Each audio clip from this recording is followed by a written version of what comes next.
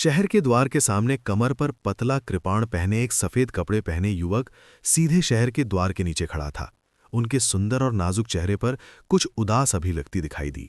2 साल मैं अर्जुन देव इस स्थान पर लौट आया हूं। मूल रूप से थंडर किंग वैली से हेवनली सेबर पवेलियन तक जाने में 2 महीने लगेंगे। हालांकि अर्जुन देव के लगातार दौड़ने के साथ वो समय को आधे से अधिक कम करने में सफल रहे। वो आधे महीने में आ गया। जैसे जैसे वो दौड़ता गया, वो जितना करीब आता गया, अर्जुन देव को उतनी ही घबराहट महसूस हुई। पिछले 2 सालों से उसने अपने प्रेमी के लिए अपनी भावनाओं को अपने दिल में दबा रखा था। उसने इसके बारे में नहीं सोचा या इसके बारे में नहीं पूछा। हालांकि क्योंकि वो पर्याप्त मजबूत नहीं था, वो स्वर्गीय कृपाण मंडप में नहीं लौट सका। अगर वो इसके बारे में सोचता रहता तो उसे केवल कड़वाहट महसूस होती और कुछ नहीं। अगर वो उससे जल्दी मिलना चाहता तो वो किसी और चीज के बारे में नहीं सोचता। वो केवल अपनी भावनाओं को अपने दिल में दफन कर सकता था और किसी को नहीं बता सकता था। वो कड़वाहट और अकेलेपन का स्वाद चखता था। भविष्य में जब वो शिखर पर पहुंचेगा तो वो अपना वादा पूरा करेगा। हालांकि अब जब वो कृपाण शहर के करीब था तो उसने अपने दिल में जो भावनाएं दबाई थीं वो मदद नहीं कर सकीं, लेकिन बाहर निकल आईं। क्या वो अच्छा कर रही है? अब वो कैसी है? उसकी चोटें कैसी हैं? क्या वो मुझे दोष देगी कि उसने उसे एक पत्र भी नहीं लिखा है? क्या वो अभी भी याद है कि एक बार की बात है, एक युवा और अनुभवहीन युवक था जो पहाड़ की चोटी से उन मजाकिया शब्दों को चिल्लाता था? क्या वो अभी भी वो वादा याद करेगी जो सफेद वस्त्र पहने युवा ने किया था? अर्जुन देव ने निराशा और हताशा में मुस्कुराया। उसने अपना सिर थोड़ा हिलाया और अपने विचारों को इकट्ठा किया। प्रवेश कर का भुगतान करने के बाद वो धीरे धीरे शहर में चला गया। वाह, व्हाइट रोब्ड ब्लेड्समैन का प्रभाव वास्तव में बहुत अच्छा है। अप्रत्याशित रूप से अभी भी लोग उनकी पोशाक की नकल कर रहे हैं। ये सामान्य है। इस बारे में सोचें कि उन्होंने स्वर्गीय कृपाण मंडप में क्या किया। उन्होंने अकेले पवित्र भूमि के विशेषज्ञों को हराया। फिर उन्होंने महान किन राष्ट्र के महान कुलों की प्रतिभाओं को हराया। हमारे स्वर्गीय कृपाण मंडप में पिछले कुछ हजार वर्षों में इतनी प्रतिभा नहीं रही है। दुर्भाग्य से वो सॉन्ग क्यू बहुत दुष्ट था। उसने हमारे स्वर्गीय कृपाण मंडप को ऐसी प्रतिभा को व्यर्थ में खोने का कारण बनाया। हाँ, वो मारे जाने के लायक था। वो सिर में मुक्का मारने के लायक था। ये बिल्कुल भी अन्याय नहीं है। शहर की रखवाली करने वाले किसान उसके पीछे फुसफुसाए। अर्जुन देव की 6 इंद्रियां बहुत तेज थीं। वो सब कुछ स्पष्ट रूप से सुन सकता था। वो मदद नहीं कर सका, लेकिन एक फीकी मुस्कान प्रकट कर रहा था। अर्जुन देव ने लापरवाही से शहर के चारों ओर नजर डाली। वहां कई सफेद वस्त्र पहने किसान थे जिनकी कमर पर पतले कृपाण लंगे हुए थे। कृपाण शहर स्वर्गीय कृपाण मंडप का केवल बाहरी संप्रदाय था। आंतरिक संप्रदाय में प्रवेश करना बहुत कठिन था। पदक के बिना अर्जुन देव की वर्तमान ताकत के साथ वो जबरन अंदर नहीं जा पाएंगे। हालांकि अर्जुन देव के अपने तरीके थे। वो इस योजना के लिए सेबर सिटी आए थे। उनकी योजना सरल थी। वो केवल एक आंतरिक शिष्य का टोकन चुरा लेगा। भले ही ये शर्मनाक था, वो केवल उस छोटे भाई और छोटी बहन की पहचान चोरी हो गई थी से माफी मांग सकता था। अर्जुन देव ने आधे दिन तक शहर में रहा और जल्दी ही अपने लक्ष्य को ताला लगा लिया। ये एक अकेली महिला शिष्या थी। वो अपने 20 के समय में थी और उसकी उपस्थिति नाजुक और सुंदर थी। उसके बाल एक पोनीटेल में बंधे हुए थे और वो बहुत जीवंत लग रहा था। उसने अपने बाएं हाथ में एक छोटी कृपाण पकड़ी हुई थी और उसकी कमर से एक कांसे का टोकन लटका हुआ था। एक सुनसान सड़क पर उसका पीछा करने के बाद अर्जुन देव उसके पास गया और मुस्कुराते हुए बोला, हेलो छोटी बहन।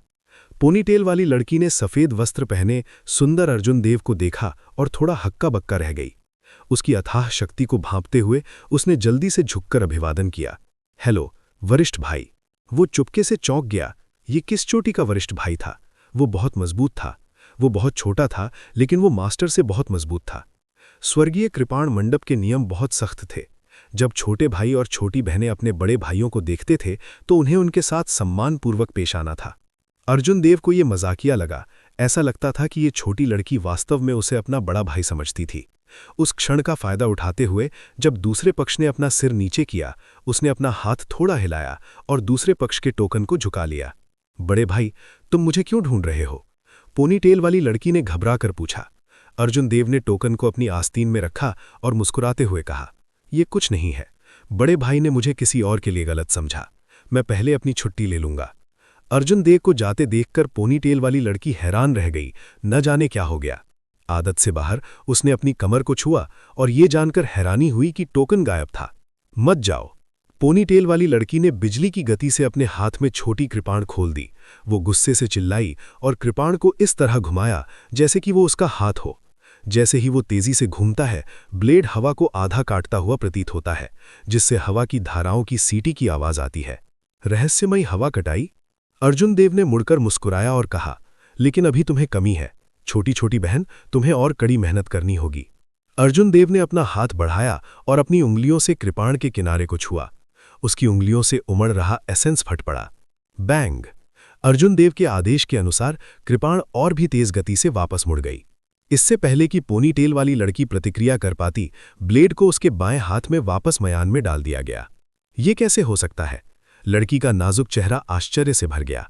किंगयून के 9 रहस्यों में से एक, गहन हवा कटाई को एक नज़र में पहचानकर उसे चोट पहुंचाए बिना ही आसानी से तोड़ दिया। लड़की की राय में उसका दूसरा पक्ष स्वर्गीय कृपाण मंडप के प्रतिभाशाली शिष्यों में से एक होना चाहिए था। अपनी लापरवाही के कारण उसने अपना टोकन खो दिया और पहाड़ में प्रवेश नहीं कर सकी, इसलिए उसने उसका टोकन छीन लिया। जबकि दूर अर्जुन देव ने टोकन को पलटा और देखा, जैसा कि उसने उम्मीद की थी, शीर्ष पर किंगयून शब्द लिखे हुए थे और सामने लेंग क्यान क्यान लिखा हुआ था। शब्द इतने आराम से लिखे गए थे। अब मैंने खुद को शर्मिंदा किया। ये वास्तव में एक छोटी बहन का टोकन है। अपने बड़े भाई को दोष मत देना, क्यान क्यान, है ना? मैं इसे बाद में तुम्हें लौटा दूंगा। अपनी कमर पर टोकन लटकाने के बाद अर्जुन देव स्वर्गीय कृपाण मंडप के तल पर पहुंचे। फिर वो भीड़ का पीछा करते हुए अंदर चले गए। प्रवेश द्वार की रखवाली करने वाले शिष्य ने केवल एक निगाह डाली और करीब से नहीं देखा। हर रोज बहुत से लोग गुजरते थे। उनके लिए उनमें से हर एक को ध्यान से जांचना संभव नहीं था। वो केवल अपने अनुभव पर भरोसा कर सकता था। जब वो उनके हाव भाव में कुछ गलत देखता था तो उन्हें नीचे बुलाता था और उन्हें ध्यान से जांचता था। अर्जुन देव बहुत समय से स्वर्गीय कृपाण मंडप के शिष्य थे। वो कैसे कोई खामी प्रकट कर सकता था? परिचित सड़क पर हरे भरे पहाड़, मंडप, छोटे रास्ते और कृपाण का अभ्यास करने वाले किसान थे। अतीत में कोई बड़ा बदलाव नहीं हुआ था। अर्जुन देव के नगर में प्रवेश करने से पहले वो अधीर महसूस कर रहा था। हालांकि जब उसने स्वर्गीय कृपाण मंडप की भूमि पर कदम रखा तो वो शांत हो गया। अर्जुन देव ने हवा में एक कदम बढ़ाया और आकाश में विशाल किंगयून पीक को देखा। उसने एक गहरी सांस ली और धीरे धीरे आगे बढ़ गया। किंगयून पीक, मैं अर्जुन देव वापस आ गया हूं। बड़ी बहन, सौम्या, सुमेर, योगेंद्र शर्मा, बलवीर सिंह, क्या आप सभी ठीक हैं? किंगयून पीक के शिष्य एक एक करके अर्जुन देव के पास से गुजरे। पुरानी पीढ़ी के कई शिष्यों को महसूस हुआ कि अर्जुन देव जाने पहचाने लगते हैं और करीब से देखने के लिए रुक गए। उनके दिल में कुछ अनुमान थे, लेकिन पिछले 2 सालों में हालांकि अर्जुन देव के रूप में ज्यादा बदलाव नहीं हुआ था, लेकिन उनकी आभा में एक धरती को हिला देने वाला बदलाव आ गया था। उसके चेहरे पर युवा और अनुभवहीन भाव गायब हो गया था। अब उसके चेहरे पर उलटफेर और परिपक्वता की हवा थी, जो पहले से बहुत अलग थी। सबसे महत्वपूर्ण बात यह थी कि पास्ट में अर्जुन देव ने स्वर्गीय कृपाण मंडप में आए थे तो उन्होंने खुद को ये चेन के रूप में प्रच्छन्न किया था। उन्होंने केवल अंतिम लड़ाई में खुद को प्रकट किया था। हालांकि इन लोगों के अपने अनुमान थे, लेकिन उन्हें लगा कि ये अर्जुन देव नहीं हो सकते। इसके अलावा उस व्यक्ति ने कसम खाई थी कि वो फिर कभी स्वर्गीय कृपाण मंडप में कदम नहीं उठाएगा। कुछ निगाहें डालने के बाद उन्होंने अपनी निगाहें हटा लीं और आत्मनिंदा से मुस्कुराए। मुझे बहुत संदेह है। बहुत सारे सफेद वस्त्र पहने ब्लेडमैन हैं, क्या वे सभी अर्जुन देव हो सकते हैं? सावधान रहना और छिपना ही दूसरों को और संदिग्ध बना देगा। अर्जुन देव के चेहरे पर शांत भाव था जब वो आत्मविश्वास से आगे बढ़ रहे थे। अर्जुन देव शांति से आगे बढ़ गया। जैसे ही वो किंगयून पीक से लगभग 7 मिनट की दूरी पर था, ब्यून पीक के शिष्यों की वर्दी पहने लोगों का एक समूह अचानक दिखाई पड़ा। अर्जुन देव ने समूह के नेता की उपस्थिति पर नजर डाली और जल्दी से अपना सिर नीचे कर लिया, लो प्रोफाइल बनाने की तैयारी करने लगा। समूह का नेता करमवीर का बेटा कन्हैया था। वो बाय प्यून पीक के वर्तमान पीक मास्टर थे। इस समय वो बाय प्यून पीक के शिष्यों का नेतृत्व कर रहा था। बातें करता हुआ और हंसता हुआ वो पहाड़ छोड़ने की तैयारी कर रहा था। कन्हैया जब अर्जुन देव के पास से गुजरा तो उसने उस पर ज्यादा ध्यान नहीं दिया, लेकिन जब उसकी नजर अर्जुन देव के चेहरे पर पड़ी तो उसके हाव भाव बहुत बदल गए। अपने पिता की हत्या के लिए उसे अर्जुन देव से रंजिश थी। पिछले कुछ सालों से वो चेहरा उसके दिमाग में दिन रात उभरता था। अब जबकि उसने अर्जुन देव को पर्सनली देखा तो वो चौंक गया। वहीं रुको, तुम किस पीक के शिष्य से हो? अपना नाम बताओ। कन्हैया ने तीव्र स्वर में अर्जुन देव पर चिल्लाया। क्या मुझे खोज लिया गया? अर्जुन देव ने एक कड़वी मुस्कान दिखाई और निराशापूर्वक घूम गया। वो इस व्यक्ति से नहीं डरता था। हालांकि वो अभी अभी किंगयून पीक पर आया था और कोई परेशानी नहीं करना चाहता था। कन्हैया, बहुत समय हो गया। अर्जुन देव ने उदासीन दृष्टि से शांति से कहा। ये वास्तव में वही है। कन्हैया के हाव भाव उदास हो गए। उसने दांत पीसते हुए कहा, अर्जुन देव, तुमने वास्तव में प्रकट होने का साहस किया? उस समय तुमने कसम खाई थी कि तुम स्वर्गीय कृपाण मंडप में आधा कदम नहीं उठाओगे। अब जबकि तुमने अपनी शपथ तोड़ दी है, तो आओ देखते हैं कि तुम बड़े लोगों की सभा को कैसे जवाब दोगे। कन्हैया के पीछे बाय प्यून पीक के 10 शिष्यों ने अर्जुन देव की ओर देखा। वे सभी हैरान थे। क्या ये हमारे सामने व्हाइट रोब्ड ब्लेड्समैन है जिसने इतनी हंगामा मचाई थी? अर्जुन देव ने हंसते हुए कहा, क्षमा करें, आपने गलत देखा। मैंने अपनी शपथ नहीं तोड़ी। मैंने स्वर्गीय कृपाण मंडप में कदम नहीं रखा। कन्हैया ने ध्यान से देखा तो पाया कि अर्जुन देव के पैर जमीन से आधा इंच ऊपर मंडरा रहे थे। उसके लंबे वस्त्र उसे ढक रहे थे। ऐसा लग रहा था कि वो वास्तव में जमीन पर कदम रख रहा है। लेकिन आप? कन्हैया ने गुस्से में अर्जुन देव की ओर इशारा किया। वो इतना गुस्से में था कि उसका चेहरा लाल हो गया। कन्हैया ने अपने दाहिने हाथ से हथियार निकाला और सख्ती से कहा, मुझे परवाह नहीं है कि आपने अपनी शपथ तोड़ी या नहीं। चूंकि आप आज स्वर्गीय कृपाण मंडप में आए हैं, आप जाने के बारे में भूल सकते हैं। अर्जुन देव के हाव भाव डूब गए। उसने अपना दाहिना हाथ कृपाण की मूठ पर रखा और एक ठंडी हत्या क्यों ही का उत्सर्जन किया। उन्होंने ठंडी आवाज में कहा, एक और कदम आगे बढ़ाने की कोशिश करें। हत्या क्यों ही ठोस लग रही थी। ये हड्डी को ठंडा करने वाला था। कन्हैया मदद नहीं कर सका, लेकिन महसूस किया कि उसका दिल धड़क रहा है। वो हिलना बंद कर दिया। वो इसका कारण नहीं बता सका। स्वर्गीय कृपाण मंडप में अर्जुन देव द्वारा अपने पिता के सिर को एक मुक्के से फोड़ने का दृश्य कन्हैया के सपनों में फिर से दिखाई दिया। एक भी पल ऐसा नहीं था जब वो अर्जुन देव को मारना नहीं चाहता था। बदला लेने के लिए कन्हैया ने हर चीज की अवहेलना की और पिछले 2 वर्षों से उन्मत्त रूप से खेती की। वो लियू सौम्या के बाद 20 साल की उम्र से पहले मार्शल किंग बनने वाले हेवनली सेबर पवेलियन के दूसरे कृषक बन गए। कन्हैया स्वाभाविक रूप से बियून क्रोटी के शिखर गुरु बन गए, जो चोटी के शिष्यों का नेतृत्व करते थे। वो बहुत उत्साही था। मूल रूप से कन्हैया ने सोचा था कि जब वो अवर ग्रेड मार्शल किंग के शिखर पर पहुंच गया तो वो आसानी से अर्जुन देव को हराने में सक्षम होगा। हालांकि जब कन्हैया ने आज अर्जुन देव को फिर से देखा तो उन्हें उम्मीद नहीं थी कि अर्जुन देव की एक नज़र उन्हें अपनी जगह पर जमा देगी। कन्हैया ने सावधानी से अपनी आभा भेजी। उसे खुद पर भरोसा नहीं था, इसलिए वो अर्जुन देव की साधना देखना चाहता था। अंत में जब उन्होंने जांच की तो उन्हें पता चला कि वो अर्जुन देव की साधना के माध्यम से नहीं देख सकते थे। ये अथाह था। वो एक मीडियल ग्रेड मार्शल किंग नहीं है। वो एक नियमित सुपीरियर ग्रेड मार्शल किंग से अधिक मजबूत है। क्या ये व्यक्ति एक शिखर सुपीरियर ग्रेड मार्शल किंग हो सकता है? कन्हैया अपने ही विचारों से कुछ डरा हुआ था। स्वर्गीय कृपाण मंडप में एक शिखर सुपीरियर ग्रेड मार्शल किंग की तुलना एल्डर्स असेंबली के कई बुजुर्गों से की जा सकती थी। हालांकि एक शिखर सुपीरियर ग्रेड मार्शल किंग ठीक है। कन्हैया अभी के लिए उसे टाल सकता है। जब बियून पीक के बुजुर्ग पहुंचे तो वे उससे निपट सकते थे। बियून पीक के शिष्यों, सुनो, ये व्यक्ति स्वर्गीय कृपाण मंडप का गद्दार है। मेरे लिए इसे मार डालो। ये मामला खत्म होने के बाद सभी को 5000 अवर ग्रेड स्पिरिट स्टोन से पुरस्कृत किया जाएगा। कन्हैया के मन बनाने के बाद उन्होंने लापरवाही से जेड ग्रीन सिग्नल भेज दिया। फिर उन्होंने पीक मास्टर की स्थिति का उपयोग करके आदेश दिया। हरविंदर, हरविंदर, उन्होंने कहा। कन्हैया ने आदेश दिया था। उसके पीछे के सभी शिष्य बियून पीक के लोग थे। वे उसकी आज्ञा के अधीन थे। इसके अलावा अर्जुन देव ने वास्तव में कुछ विद्रोही चीजें की थीं। इसके अलावा स्पिरिट स्टोन्स का एक बड़ा इनाम था। इन शिष्यों ने तुरंत अपने हथियार निकाले और उन्हें अर्जुन देव की ओर तान दिया। मार डालो, कन्हैया चिल्लाया और चार्ज करने का बीड़ा उठाया। वो मूर्ख नहीं था। उसने नफरत को अपने सिर पर नहीं चढ़ने दिया। वो जानता था कि वो पर्याप्त मजबूत नहीं है, इसलिए उसने बहादुर बनने की कोशिश नहीं की। वो केवल इन लोगों का उपयोग करके अर्जुन देव को विलंबित कर सकता था, इससे पहले कि वो अवसर की तलाश करे। आखिरकार एक शिखर सुपीरियर ग्रेड मार्शल किंग से छुटकारा पाना बहुत मुश्किल होगा। दुर्भाग्य से कुछ चीजें और कुछ लोग थे जिनके बारे में चाहे किसी ने कितनी भी गणना की हो, किसी के पास पूर्ण शक्ति नहीं थी। तथाकथित ज्ञान और योजनाएं सिर्फ एक मजाक था। कन्हैया बहुत दुर्भाग्यशाली था। इस समय उसे इस मामले का सामना करना पड़ा था और उसने इस व्यक्ति का सामना किया था।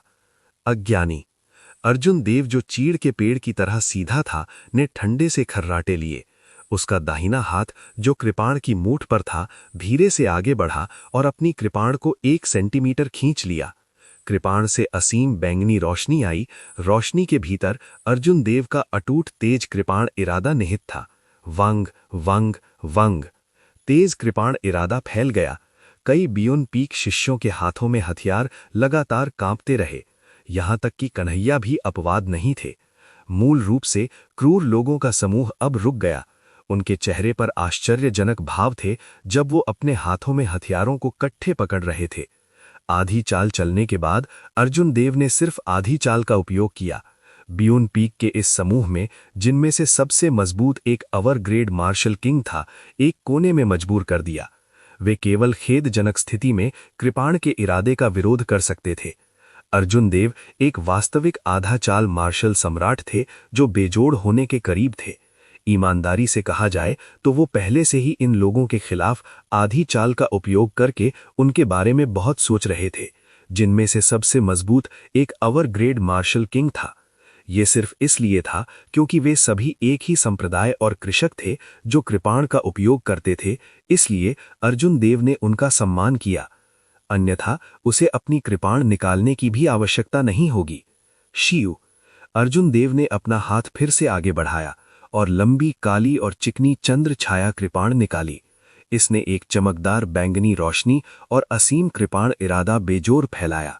Show show show. अब पूरा समूह अपने हथियार नहीं पकड़ सकता था।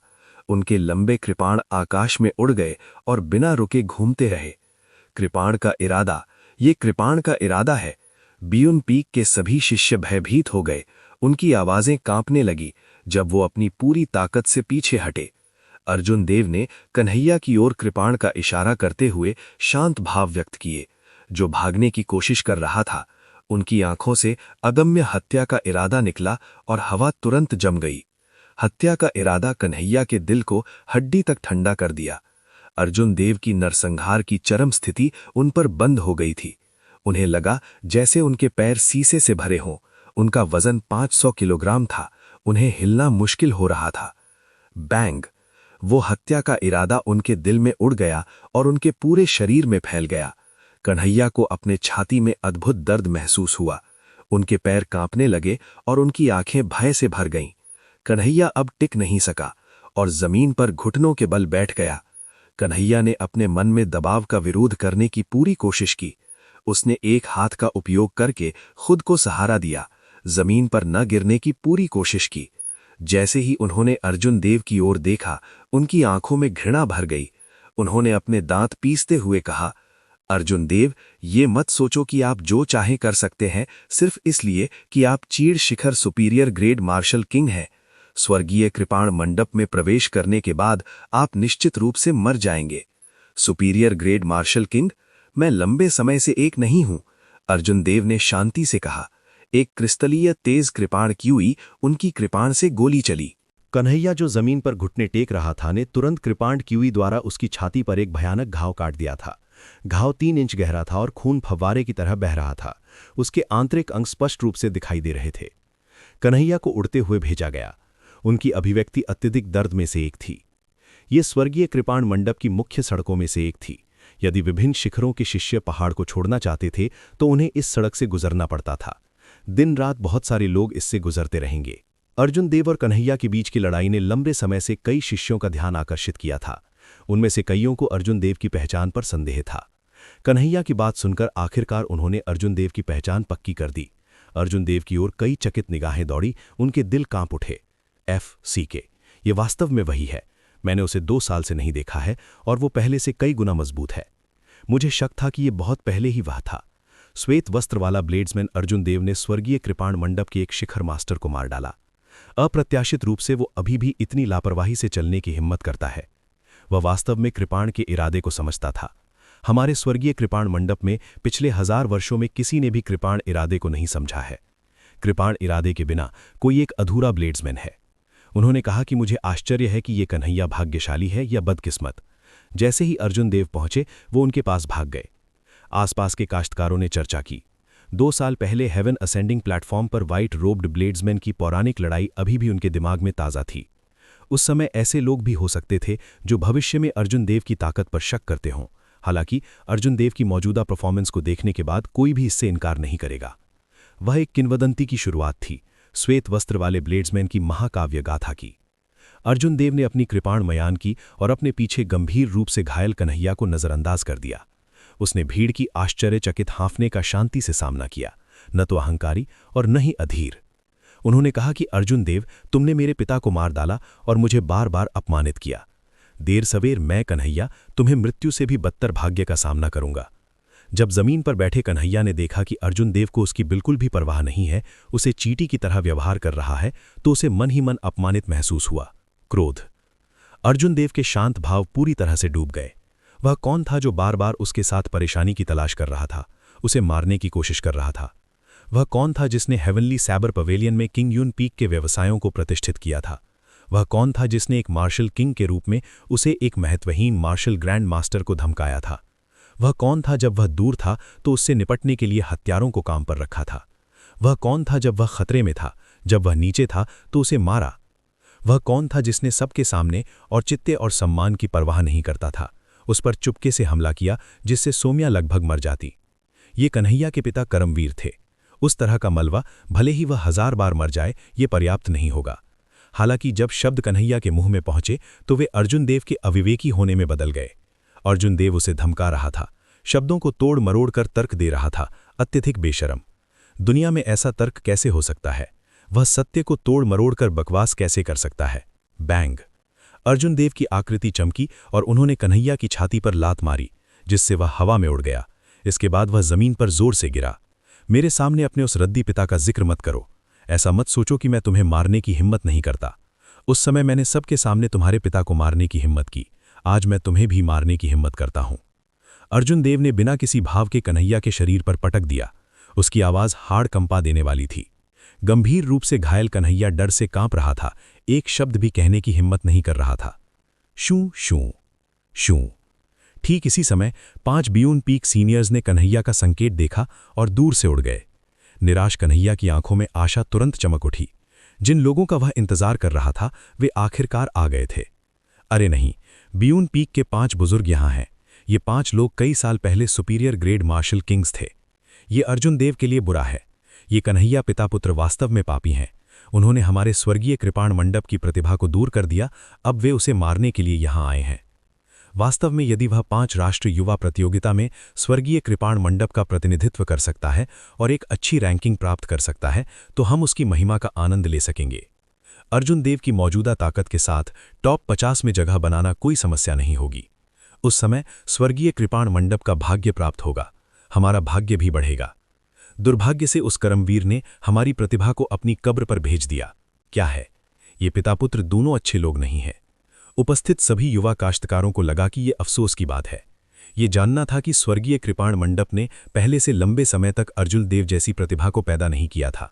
उस समय महेश मान बहुत शक्तिशाली थे, हालांकि उनकी प्रतिष्ठा अर्जुन देव की तुलना से बहुत दूर थी। उस समय चरणी असेंडिंग प्लेटफॉर्म पर युद्ध के दौरान अर्जुन देव प्रसिद्ध हो गए थे। वे एक ही बार में आसमान की ओर उड़ गए थे। यहां तक कि स्वर्गीय कृपाण मंडप के युवा शिष्यों ने भी अर्जुन देव की महिमा का आनंद लिया था। जब वे अनुभवात्मक प्रशिक्षण के लिए बाहर जाते थे तो लोग इसके बारे में अक्सर पूछते थे। भले ही वे अर्जुन देव के समान संप्रदाय से हों, जब उन्हें पॉजिटिव उत्तर मिलता था तो उन्हें ईर्ष्यालु निगाहों से देखा जाता था। स्वर्गीय कृपाण मंडप कई वर्षों से कमजोर था। इसे हमेशा मिस्टी स्वॉर्ड संप्रदाय और नाइट स्पिरिट पैलेस द्वारा दबाया जाता था। स्वर्गीय कृपाण मंडप के शिष्य के रूप में उन्हें पहले कभी ऐसा व्यवहार नहीं मिला था। शिष्यों की युवा पीढ़ी के बीच वे सभी अर्जुन देव की पूजा और सम्मान करते थे। उनके मन में कन्हैया पिता पुत्र के बारे में कोई अच्छा प्रभाव नहीं था। जब वे छोटे थे तो हीरो बनने का सपना किसने नहीं देखा था? कौन एक किंवदंती नहीं बनना चाहता था? हजारों लोगों द्वारा सम्मानित नहीं होना चाहता था? हालांकि वास्तविकता बहुत क्रूर थी। जैसे जैसे वे बड़े होते गए वे ऐसे सपनों को मुस्कुराकर खारिज कर देते थे। हालांकि एक दिन उन्हें अचानक पता चला कि ऐसा वीरोचित कार्य, ऐसी किंवदंती उनके ठीक बगल में थी। उनका खून कैसे नहीं उबल सकता था। जब उन्होंने देखा कि अर्जुन देव मुसीबत में है तो वे सभी चिंतित हो गए। उनके विपरीत अर्जुन देव के पैरों के नीचे बैठे कन्हैया के चेहरे पर अत्यधिक खुशी की मुस्कान थी। उसकी मुस्कान अतुलनीय रूप से लापरवाह थी। ये एक ऐसी मुस्कान थी जितनी लापरवाह हो सकती थी। ये एक ऐसी मुस्कान थी जितनी लापरवाह हो सकती थी। ऐसा इसलिए क्योंकि कन्हैया जानता था कि वह जल्द ही इस व्हाइट रोब्ड ब्लेड्समैन को रौंद देगा जिसने उसकी छाती पर कदम रखा था। फिर वह अतीत में झेले गए अपमान और द्वेष का बदला लेने में सक्षम होगा। ब्यून पीक की वर्दी पहने 5 बुजुर्ग वायु में खड़े थे। जब उन्होंने ब्यून पीक के अनोखे पीक मास्टर को मदद मांगते देखा तो वे तुरंत दौड़ पड़े। अप्रत्याशित रूप से वह अभी भी एक कदम देर से था। जब उसने स्थिति देखी तो वह तुरंत समझ गया कि क्या हो रहा था। चाचा, वह अर्जुन देव है। उसने ही मेरे पिता को मारा था। वह केवल एक peak superior grade martial king है। तुम्हें मेरा बदला लेना होगा। कन्हैया इस बात को नजरअंदाज करते हुए चिल्लाया कि अर्जुन देव उन पर कदम रख रहे हैं। पांचों बुजुर्ग 80 वर्ष से ज्यादा के हो चुके थे। उनके पास जीवन का बहुत अनुभव था। उन्होंने अर्जुन देव पर एक नजर डाली और अपने दिल में कोसने लगे। कन्हैया को नहीं पता था कि अर्जुन देव किस क्षेत्र की साधना करता है, लेकिन वे एक नजर से जानते थे। ये एक peak superior grade martial king कैसे था। वह स्पष्ट रूप से एक आधा कदम मार्शल मोनार्क था। इसके अलावा उसकी आभा मजबूत और खिंची हुई थी। वह एक आधा कदम मार्शल मोनार्क नहीं था जिसने कचरा कल्टीवेशन टेक्निक की कल्टीवेशन की थी। कन्हैया, ये छोटा उन्हें जानना चाहता था, बस उन्हें उनकी मौत के लिए भेज रहा था। हालांकि एक peak superior grade martial king और आधे कदम मार्शल मोनार्क के बीच का अंतर एक मार्शल किंग और एक मार्शल एम्परर के बीच जितना बड़ा नहीं था, फिर भी यह एक बड़ा अंतर था। पांचों बुजुर्ग बहुत बूढ़े थे। इतने लंबे समय तक रहने के बाद वे सभी बहुत चतुर थे। वे जानते थे कि पांचों को एक साथ मिलकर अर्जुन देव को नहीं रोका जा सकता। इसके अलावा वे एक उज्जवल भविष्य के साथ एक प्रतिभावान कृषक को नाराज करेंगे। उन्होंने कुछ नहीं कहा। उन्होंने नजरों का आदान प्रदान किया और वहां से उड़ गए जहां से वे आए थे। 5 मार्शल किंग्स ऐसे ही क्यों चले गए? कितना अजीब है। क्या वे डर सकते थे? अर्जुन देव के लिए चिंतित कई शिष्यों को संदेह हुआ। कन्हैया का मुंह खुला हुआ था। उसका मुंह इतना चौड़ा था कि वह उसमें आसानी से एक अंडा फिट कर सकता था। उसके चेहरे पर लापरवाह मुस्कान को फीका पड़ने का समय भी नहीं मिला था। वे बिना कुछ कहे क्यों चले गए? ये चाचा वही हैं जो मुझे सबसे ज्यादा प्यार करते हैं। ऐसा कैसे हो सकता है? ये कैसे हो सकता है? अंतर बहुत बड़ा था। कन्हैया को चक्कर आ रहा था। ऐसा लग रहा था कि उस पल उसका दिमाग शॉर्ट सर्किट हो गया था। घाटी की शीर्ष से नीचे तक गिरना सबसे दयनीय एहसास नहीं था। सबसे दुखद एहसास यह था जब कोई नीचे गिर जाता था और सोचता था कि उसके पास चीजों को बदलने का मौका है। कौन जानता था कि कोई वापस नीचे गिर जाएगा? इस समय कन्हैया ने आखिरकार इस भावना का अनुभव किया। इसके अलावा वह गंभीर रूप से घायल था। उसकी अंतिम उम्मीद टूट गई। वह अपनी सांस नहीं रोक सका और बेहोश हो गया। अर्जुन देव को 5 ब्यून पीक बुजुर्गों की हरकतों पर आश्चर्य नहीं हुआ। वे स्पष्ट रूप से जानते थे कि वे उसे हरा नहीं सकते। फिर भी वे लड़ने पर जोर देते थे। इस दुनिया में ऐसे मूर्ख लोग नहीं होंगे। यदि पांचों मार्शल किंग्स आधे कदम मार्शल एम्परर होते तो स्वर्गीय कृपाण मंडप के संसाधनों और उनके अनुभव के साथ उन्हें उसे हराने की 50% संभावना हो सकती थी। दुर्भाग्य से वे नहीं थे। वे केवल सुपीरियर ग्रेड मार्शल किंग्स थे। उस स्थिति में उन्हें कोई चांस नहीं मिलता। कन्हैया को एक तरफ लात मारते हुए अर्जुन देव ने अपना सिर उठाया और ऊपर बादलों की ओर देखा। बादलों के भीतर से उसे घूर रहे थे। हालांकि उनका कोई दुर्भावनापूर्ण उद्देश्य नहीं था। उनका उद्देश्य अर्जुन देव को रोकना भी नहीं था। अर्जुन देव उत्साहित महसूस कर रहे थे। वे जानते थे कि बादलों में कौन है। स्वर्गीय कृपाण मंडप ऐसी जगह नहीं थी जहां उसके जैसा आधा कदम मार्शल मोनार्क अपनी इच्छा कर सके। एल्डर्स इंस्टीट्यूट के कुछ मुख्य एल्डर्स का उल्लेख नहीं करना। वे सभी आधे कदम मार्शल मोनार्क थे। शॉकिंग साधना वाले उन शक्तिशाली वरिष्ठों में से कोई भी उसे आसानी से मार सकता था। ये तथ्य कि उन मजबूत अस्तित्वों ने उसके खिलाफ कोई कदम नहीं उठाया, उनके रवैये का स्पष्ट संकेत था। इस रवैये ने अर्जुन देव को और भी सहज महसूस करवाया। अर्जुन देव जमीन से लगभग 1 सेंटीमीटर ऊपर मंडरा रहा था और किंगयुन पीक की ओर चलता रहा। आसपास के सभी शिष्यों ने उसके लिए रास्ता बना दिया। उनकी निगाहें अर्जुन देव की पीठ पर टिकी हुई थीं। इस समय किंगयुन पीक पर पोनीटेल वाली लड़की जिसका पहचान पत्र अर्जुन देव ने चुरा लिया था, वह किंगयुन पीक के मैनेजर सुमेर को धुंधली आंखों से देख रही थी। सुमेर के बगल में महिला शिष्यों का एक समूह था जो इस बारे में बात कर रहा था कि क्या हुआ। उसका पहचान पत्र अर्जुन देव। हिमांशी ने धीरे से सिर हिलाया और गलत तरीके से कहा, वो बड़ा भाई एक बदमाश था। उन्होंने न केवल मेरा पहचान पदक छीन लिया, बल्कि उन्होंने ये भी कहा कि मैंने पर्याप्त अभ्यास नहीं किया है और मुझे कड़ी मेहनत जारी रखने की जरूरत है। सुमेर ने गुस्से में कहा, कितना बेतुका! दूसरे कब से मेरे क्विंग पीक के लोगों के बारे में बुरा बोल सकते हैं? रोना बंद करो और पहाड़ से नीचे मेरे पीछे आओ। आइए उस साथी को ढूंढें और देखें कि बड़े भाई सुमेर आपको अपना गुस्सा निकालने में मदद करते हैं। महिला शिष्यों के समूह ने सुमेर का पीछा किया और तेजी से पहाड़ से नीचे चला गया। अर्जुन देव ने क्विंग पीक की तलहटी से सभी तरह से चढ़ाई की। उसे बहुत दुख हुआ। उस समय क्विंग पीक पर बहुत कम लोग थे। विशाल शिखर पर किसी को देखना मुश्किल था। लेकिन अब कुछ ही कदमों के साथ वो कुछ शिष्यों को या तो अभ्यास करते या चैट करते हुए देख सकता था। यहाँ तक कि प्रमुख मार्गों की रखवाली करने वाले शिष्य भी थे, इसलिए अर्जुन देव के पास उनसे बचने के लिए कुछ तकनीकों का उपयोग करने के अलावा कोई विकल्प नहीं था। जिस बात ने उन्हें सबसे ज्यादा आश्चर्यचकित किया वो ये था कि ये शिष्य सभी कामुक आकृतियों वाली युवा महिलाएं थीं। उन्होंने एक भी पुरुष शिष्य को नहीं देखा। हिमांशी, जो सुमेर के पीछे नीचे आई थी, पहाड़ के बीच में पहुंची ही थी कि उसने अर्जुन देव को देखा, जिसके चारों ओर देखते हुए उसकी अभिव्यक्ति शांत थी। उन्होंने जल्दी से अर्जुन देव की ओर इशारा किया और सुमेर से कहा, बड़े भाई सुमेर, उन्होंने ही मेरा पदक छीन लिया है। अब वो यहाँ हमारे क्विंग पीक पर है। सुमेर बहुत चौंक गया और उसने कहा, यह लड़का बहुत घमंडी है। आपका पदक छीनने के बाद वो अभी भी हमारे क्विंग पीक पर आने की हिम्मत करता है। आओ, मेरे पीछे आओ, मुझे इस बट्टे को सबक सिखाते हुए देखो। सुमेर के नेतृत्व में महिला शिष्यों का समूह आक्रामक रूप से नीचे दौड़ा। जल्द ही वे अर्जुन देव से पहले पहुंचे। जब वे करीब पहुंचे तो सुमेर ने अर्जुन देव का चेहरा देखा। उसकी आंखें आश्चर्य से भर गईं। उसके भागते कदम तुरंत रुक गए। बाद में कुछ लड़कियां समय पर प्रतिक्रिया नहीं दे सकीं। उनमें से कुछ ने उसकी पीठ पर दस्तक दी। बड़े भाई सुमेर, आप क्यों नहीं चल रहे हैं? जाओ और उसे सबक सिखाओ। उन्होंने व्यक्तिगत रूप से मुझे प्रोफाउंड विंड चॉप का अच्छी तरह से अभ्यास नहीं करने के लिए डांटा था। आप ही तो थे जिन्होंने मुझे मेरी सभी मार्शल तकनीक सिखाई थी। सुमेर का पहले का गुस्सा गायब हो गया। वो कुछ शर्मिंदगी से मुस्कुराया। मैं इस आदमी को सबक नहीं सिखा सकता। भाई सुमेर, बहुत समय हो गया है। सुमेर ने आगे बढ़कर अर्जुन देव के कंधे को थपथपाया। वो मुस्कुराया और कहा, आप आखिरकार वापस आने के लिए तैयार हैं। युवती को पदक लौटा दो। सुमेर ने अर्जुन देव के हाथ से पदक लेकर युवती को सौंप दिया। उन्होंने कहा, मैं इस आदमी को सबक नहीं सिखा सकता, हालांकि कोई और सिखा सकता है। हे, आप सब पहले जा सकते हैं। हिमांशी को पदक मिल गया। उसके पास एक भ्रमित अभिव्यक्ति थी। ये सिर्फ वो नहीं थी, उसके पीछे महिला शिष्यों का समूह भी भ्रमित था। क्या सुमेर ने ये नहीं कहा था कि वो हिमांशी को बदला लेने में मदद करेगा? वो अचानक इस व्यक्ति से बातचीत और हंस क्यों रहा था? बड़े भाई सुमेर, ये व्यक्ति कौन है? लड़कियों में से एक ने भ्रमित होते हुए पूछा। सुमेर ने मुस्कुराते हुए कहा, ये सभी लड़कियां आपकी फैन हैं। ये सब आपकी वजह से है कि वो ऐसा करने में सक्षम है। आपकी वजह से 2 साल पहले हेवन असेंडिंग प्लेटफॉर्म पर लड़ाई ने हमारे क्विंग पीक का नाम फैला दिया। दूसरे वर्ष में कई बाहरी शिष्य क्विंग पीक पर आए। अब क्विंग पीक स्वर्गीय सेबर मंडप की 7 मुख्य चोटियों में से सबसे कमजोर नहीं है। यद्यपि इसका संचयन टियान्यू पीक जितना गहरा नहीं है, लेकिन ये युवा ऊर्जा से भरपूर है। हर वर्ष बड़ी संख्या में नए शिष्य बनेंगे। नए खून की अनंत धारा होगी। देर सवेर ये स्वर्गीय सेबर मंडप की शीर्ष चोटी बन जाएगी। अर्जुन देव को हल्का आश्चर्य हुआ। उसे उम्मीद नहीं थी कि उस दिन उसकी लड़ाई क्विंग पीक में इतना बड़ा बदलाव लाएगी। हालांकि ये एक अच्छी बात थी। इससे डरने की ज्यादा जरूरत नहीं थी।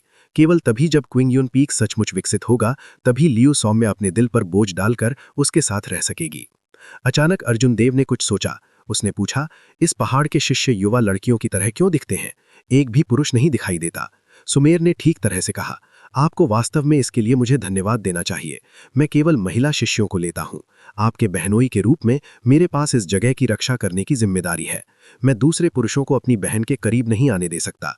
अर्जुन देव ने मुस्कुराते हुए कहा, मैं उन लड़कियों को देखता हूं जो तुम्हें बड़े भाई सुमेर कहती हैं। क्या तुम्हें ऐसा लगता है कि तुम्हें इसका मजा आता है? क्या तुम वास्तव में ये मेरे लिए कर रहे हो? सुमेर ने 2 बार खांसते हुए कहा, चलो इस बारे में बात नहीं करते हैं। मैं तुम्हें अपनी बहन से मिलने के लिए लाऊंगा। उसे अब डुएल के मैदान में होना चाहिए। नमस्कार प्रशिक्षक। नमस्कार प्रशिक्षक सुमेर। जैसे ही वे चलते थे, वे जिन महिला शिष्यों से मिलती थीं, वे सुमेर को प्रशिक्षक के रूप में सम्मानपूर्वक अभिवादन करती थीं। सुमेर ने चलते हुए समझाया, मुझे इस तरह मत देखो। वास्तव में एल्डर सिस ही हैं जो अधिकांश मार्शल तकनीक सिखाती हैं। मैं सिर्फ उनकी सहायता कर रहा हूं। अर्जुन देव ने सिर हिलाते हुए कहा, अपनी ताकत से इन 14-15 वर्षीय कन्याओं को पढ़ाने में आपको कोई दिक्कत नहीं होनी चाहिए। इन 2 वर्षों में सुमेर की शक्ति में कायाकल्प हो गया था। वो अवर ग्रेड मार्शल सेंट से सुपीरियर ग्रेड मार्शल सेंट के शिखर पर पहुंच गया था। वो मार्शल किंग की बाधा को तोड़ने से केवल एक कदम दूर था। इस तरह की शक्ति को स्वर्गीय सेबर मंडप की युवा पीढ़ी के बीच शिखर पर माना जाएगा। यहां तक कि पूरे ग्रेट किन राज्य में भी इसे टॉप नॉच माना जाएगा। हालांकि जब इसकी तुलना पूरे महाद्वीप की प्रतिभाताओं की नवोदित उम्र के दौरान की जाती है तो इसे टॉप नॉच नहीं माना जाएगा। लेकिन फिर भी मार्शल संत के रूप में सुमेर की वर्तमान शक्ति के साथ ये इन मार्शल ग्रांड मास्टर महिला शिष्यों को सिखाने के लिए पर्याप्त से अधिक है। सुमेर ने गंभीरता से कहा, ये सब आपके उस बहते हुए हल्के गेंदे के पत्ते की वजह से है। आप जितना आगे बढ़ेंगे उतना ही आप समझ के महत्व को समझेंगे। जैसे ही वे बोल रहे थे, ड्यूएल के मैदान जल्द ही उनके सामने आ गए। ये ड्यूएल का मैदान अर्जुन देव के लिए अपरिचित नहीं था। जब वो क्विंग यून पीक पर था तो वो अपने ज्यादातर समय वहीं बिताता था। अपने आप अंदर चले जाओ, मैं तुम्हारे साथ जाने के लिए नहीं रुकूंगा। अर्जुन देव को विदा करने के बाद सुमेर ने मुट्ठी की मुलामी सलामी दी और विदा ले ली। जब अर्जुन देव ने ड्यूएल के मैदानों के दरवाजे खोल दिए तो उन्होंने देखा कि पहले के खाली ड्यूएल के मैदान अब लोगों से भरे हुए थे। 200 से 300 क्विंग यून पीक महिला शिष्याएं नियमित रूप से पंक्तिबद्ध हो गई थीं। वे मैदान के बीच में खड़े सफेद पोपलर के पेड़ों की तरह थे। उनके सामने सौम्या क्विंग यून पीक की कुछ अनोखी मार्शल तकनीकों के बारे में बता रही थी। कभी कभी वो शिष्यों के प्रश्नों का जवाब देती थी। उसने तंग फिटिंग नीले कल्टीवेटर परिधान पहन रखे थे जो उसके उत्कृष्ट और सुंदर शरीर को प्रकट कर रहे थे। 2 साल ने उसके चेहरे पर कोई निशान नहीं छोड़ा था। वो पहले जैसी ही थी। उसका हर आंदोलन सुंदर और निर्दोष था। अर्जुन देव ने चलना बंद कर दिया और एक फीकी मुस्कान प्रकट की। वो दरवाजे के खिलाफ झुक गया और दिलचस्पी से देखने लगा। सौम्या के भाव देखकर अर्जुन देव को अपने मन में एक हल्की संतुष्टि महसूस हुई। एक पल के लिए उसके मन में कोई और विचार नहीं आया। पूरी तरह से एकाग्र सौम्या को अर्जुन देव के आने का आभास नहीं हुआ। उसने क्विंग यून पीक की कुछ अनोखी मार्शल तकनीकों के बारे में बताना जारी रखा। कभी कभी वो अपनी कमर पर छोटी सेबर खींच लेती और उसे व्यक्तिगत रूप से प्रदर्शित करती। वो चाहती थी कि ये युवा लड़कियां गहन बातों को सरल शब्दों में समझें। उन्होंने कहा, इस महीने के 3 दिन का पाठ यहीं समाप्त होगा। जब आप वापस जाएं तो कड़ी मेहनत करना याद रखें। अगर कोई बात आपको समझ में नहीं आती है तो अपने साथी शिष्यों से बात करना याद रखें। 2 घंटे बाद सौम्या ने अपना हाथ हिलाया और 200 महिला शिष्यों को डिसमिस कर दिया। भीड़ के तितर बितर होने के बाद सौम्या के उत्साहित चेहरे पर आखिर में कुछ थकान प्रकट हुई। जैसे ही वो जाने वाली थी, उसकी नज़र अचानक अर्जुन देव पर पड़ी जो दरवाजे पर खड़ा था। ये सोचकर उसका शरीर रुक गया कि उसने गलत देखा। ध्यान से देखने के बाद उसे यकीन हो गया कि सफेद स्पष्ट पवन रबर परिधान पहने हुए ब्लेड्समैन और उसकी कमर पर उल्का आकार का चंद्र छाया सेबर अर्जुन देव था। सौम्या ने जो कर रही थी उसे नीचे रख दिया और जल्दी से चली गई। उसकी आंखों में आंसू आ गए। उसे अभी भी विश्वास नहीं हो रहा था कि उसके सामने वाला व्यक्ति अर्जुन देव था। सौम्या ने धीरे से अपना गोरा और पतला दाहिना हाथ उठाया और उसे अर्जुन देव के चेहरे की ओर ले गईं। वो वास्तव में जानना चाहती थीं कि उसने जो देखा वो भ्रम था या नहीं। अर्जुन देव ने अपना हाथ बढ़ाया और सौम्या की कलाई पकड़ ली। फिर उसने स्वाभाविक रूप से उसे अपने गले लगा लिया। वो अपने दिल में कई बातें कहना चाहता था। हालांकि जब शब्द उसके मुंह तक पहुंचे तो उसे समझ में नहीं आ रहा था कि क्या कहा जाए। वो केवल बुदबुदा सका, मैं वापस आ गया। एक परिचित व्यक्ति, एक परिचित गंध, एक परिचित आवाज। सौम्या को आखिरकार विश्वास हो गया कि वो जिस व्यक्ति के बारे में सोच रही थी वो वास्तव में उसके सामने था। आप इन 2 वर्षों में कैसे रहे हैं? सौम्या ने अर्जुन देव के आलिंगन को छोड़ते हुए धीरे से पूछा और थोड़ा शर्मा गई। चलो पहले बाहर चलते हैं, यहां बहुत सारे लोग हैं। सौम्या का हाथ पकड़कर अर्जुन देव उसे दरवाजे से बाहर ले गए। सुमीर, जो महिला शिष्यों के एक समूह के साथ छिपकर सुन रहा था, उसके चेहरे पर दरवाजे को पटकने का खामियाजा सबसे पहले सहना पड़ा। अरे, इतना निर्दयी होने की कोई जरूरत नहीं है, सुमीर ने उदास होकर अपना चेहरा रगड़ते हुए कहा।